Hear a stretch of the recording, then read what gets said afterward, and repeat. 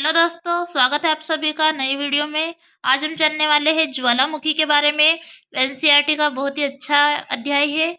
तो चलिए शुरू करते हैं। वीडियो पर अगर आप पहली बार है तो वीडियो को लाइक कीजिए और चैनल पर वीडियो पसंद आए तो वीडियो को लाइक कीजिए और अगर आप चैनल पर पहली बार है तो चैनल को सब्सक्राइब जरूर कर लीजिए। तो चलिए शुरू करते हैं। ज्वालामुखी के बारे में जानते हैं। ज्वालामुखी किसे कहते हैं, तो चलिए शुरू करते हैं। ज्वालामुखी वहाँ विवर या छिद्र है जिससे लावा, राख, गैस व जलवाष्प का उद्गार होता है। ज्वालामुखी की क्रिया के अंतर्गत पृथ्वी के आंतरिक भाग में मैग्मा व गैस के उत्पन्न होने से लेकर भूपटल के नीचे व ऊपर लावा के प्रकट होने तथा शीतल व ठोस होने की समस्त प्रक्रियाएं शामिल की जाती है। लावा का यह उद्गार केंद्रीय विस्फोटक के रूप में या दरारी उद्भेदन के रूप में हो सकता है। मैग्मा में सिलिका की मात्रा अधिक होने पर ज्वालामुखी में विस्फोटक उद्गार देखे जाते हैं। ज्वालामुखी से निकलने वाले पदार्थ, तो ज्वालामुखी से निकलने वाले पदार्थों को 3 वर्गों में विभक्त किया जाता है। गैस तथा जलवाष्प। ज्वालामुखी उद्भेदन के समय सर्वप्रथम गैसें एवं जलवाष्प बाहर आते हैं। इसमें जलवाष्प की मात्रा सर्वाधिक 60 से 90% होती है। अन्य गैसों में CO2, नाइट्रोजन, CO2 यहाँ कार्बन डाइऑक्साइड का है, CO2 का सूत्र है, CO2, नाइट्रोजन एवं सल्फर डाइऑक्साइड आदि प्रमुख होती है। विखंडित पदार्थ, इसमें धूल एवं राख से बने चट्टाने टुकड़े, टफ, मटर के दाने के आकार वाले टुकड़े, लेपिली, कुछ इंच से लेकर कई फीट तक के व्यास वाले बड़े बड़े चट्टानी टुकड़े एवं अपेक्षाकृत बड़े आकार के टुकड़े, ब्रेसिया आदि बाहर धरातल पर निकलते हैं। लावा। ज्वालामुखी उद्गार के समय भूगर्भ में स्थित तरल पदार्थ को मैग्मा कहते हैं। जब मैग्मा धरातल पर निस्सृत होता है तो उसे लावा कहते हैं। धरातल पर लावा के ठंडा होने के बाद वहां आग्नेय चट्टान कहलाता है। सिलिका के आधार पर लावा 2 प्रकार का होता है।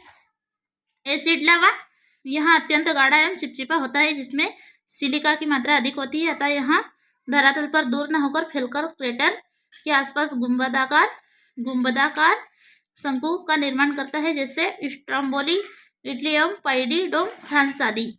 अब दूसरा है बेसिक लावा। लावा 2 प्रकार का, एसिड लावा और बेसिक लावा। यहाँ बेसिक लावा यहाँ हल्का पतला धरातल पर शीघ्रता से फैलने वाला सिलिका युक्त लावा होता है, अतः इससे चपटा या सील्ड शंकु का निर्माण होता है, जैसे मोना लोवा शंकु, हवाई द्वीप। अब आगे जानते हैं इसके बारे में, ज्वालामुखी के बारे में। वर्तमान समय में मैग्मा, लावा तथा आग्नेय चट्टानों का वर्गीकरण रासायनिक एवं खनिज संगठन के आधार पर किया गया है। फेल्सिक, इसमें सिलिका प्रधान खनिज क्वार्टज तथा फेल्सपोर की अधिकता होती है जो रंग में हल्के होते हैं। अब आता है मेफिक। इस समूह के खनिज में मैग्नीशियम व लौह तत्व की प्रधानता तथा सिलिका की अपेक्षाकृत कमी होती है। ये गहरे रंग के होते हैं, जैसे पायरोक्सिन्स, एम्फीफॉल्स तथा अल्विन आदि। अल्ट्रामेफिक। फेल्सिक व मेफिक के मध्यस्थ गुणों वाले खनिजों को अल्ट्रामेफिक कहा जाता है। इनमें सिलिकॉन व एल्यूमिनियम की मात्रा अधिक होती है। फेल्सिक, मेफिक एवं मेफिक के अंतर्गत क्रमशः ग्रेनाइट, डायराइट एवं गेम्ब्रो अंतर्जात लावा के तथा रायोलाइट, एंडेसाइट एवं बेसाल्ट क्रमशः बहिर्जात लावा के उदाहरण हैं। तो चलिए जानते हैं ज्वालामुखी को समझते हैं हम चित्र के माध्यम से। तो किस तरह का होता है, कौन सा ज्वालामुखी।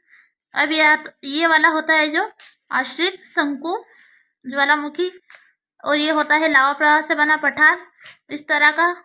ये होती है सील नीचे, ये लेपोलिथ, फिर ये सील इसके नीचे, ये डाइक होती है ऊपर, ये बेथोलिथ सबसे नीचे, ये लेकोलिथ, ये फेकोलिथ, इस तरह की होती है। तो ये है ज्वालामुखी के प्रकार, और जो इस तरह से बनते हैं बाहर निकलने के बाद, इस तरह का रूप धारण करते हैं। ये मैंने आपको चित्र के माध्यम से बताया कि ज्वालामुखी बाहर निकलने के बाद किस तरह का रूप धारण करते हैं। तो कोई आश्रित शंकु की तरह, कोई लावा प्रवाह से बना पठार, ये इस तरह का, ये इस तरह से बनते हैं। अब आगे जानते हैं ज्वालामुखी लावा के जमाव से निर्मित आंतरिक स्थिर रूपों में बेथोलिथ किसी भी प्रकार की चट्टानों में मैग्मा का गुंबद नुमा जमाव है। धीरे धीरे ठंडा होने के कारण इसके रवे कणों का आकार बड़े होते हैं। यहाँ ग्रेनाइट प्रकार का होता है। यहाँ अपेक्षाकृत अधिक गहरे भागों में देखा जाता है। अपेक्षाकृत गहराई पर अवसादी चट्टान मैग्मा के अलग अलग समय प्रकार से ठंडा होने की प्रक्रिया में कई प्रकार के स्थल रूप में देखे जाते हैं।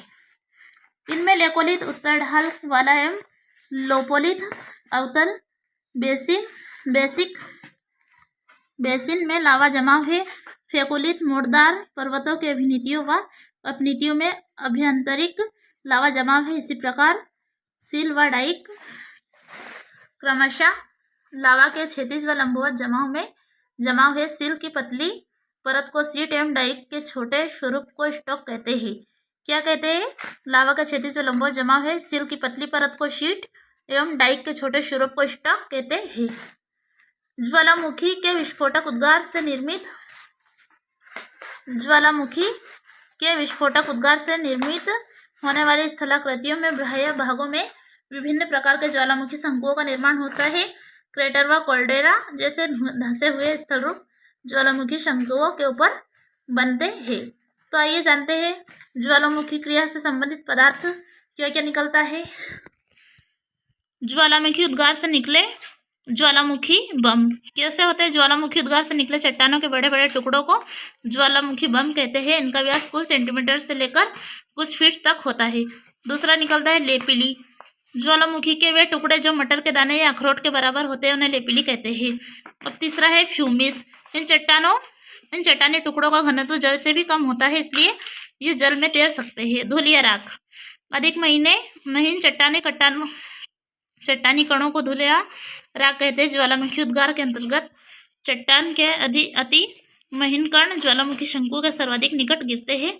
कभी कभी वे ऊपरी भाग में भी एकत्रित हो जाते हैं। अब आगे है लावा। ज्वालामुखी से लावा भी निकलता है। ज्वालामुखी उद्गार निकलने वाला चिपचिपा या पिघला पदार्थ लावा कहलाता है। सिलिका की मात्रा के आधार पर लावा दो प्रकार के होते हैं, अम्लीय एसिड लावा और क्षारीय फेटिक या बेसिक लावा। इसके बारे में हमने जाना भी है। एसिड लावा और बेसिक लावा के बारे में हमने जान लिया है, पढ़ लिया है। अब आगे है पायरोक्लास्ट। ज्वालामुखी क्रिया के अंतर्गत